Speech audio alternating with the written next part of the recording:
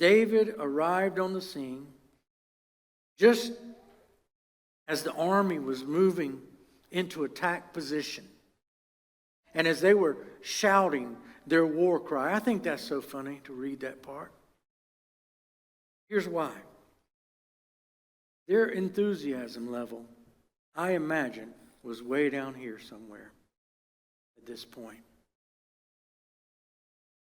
Maybe like the cheers of a football team or of the fans of a football team when there's 2 minutes left and their team's losing by 3 or 4 touchdowns.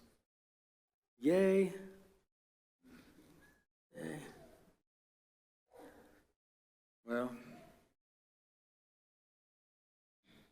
just as had been the case for 40 days, Goliath comes trudging down the mountain, shouting back the challenge, yawns and waits for a response from the army of Israel.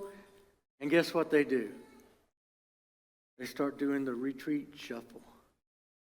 They turn around and go back to their side of the mountain. See, it strikes me strange, really,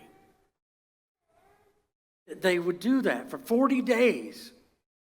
They did the same exact thing. They prepared to fight a conventional war, and then they scattered when this giant shows up. Albert Einstein said that the definition of insanity is what? Doing the same thing over and over again and expecting a different result.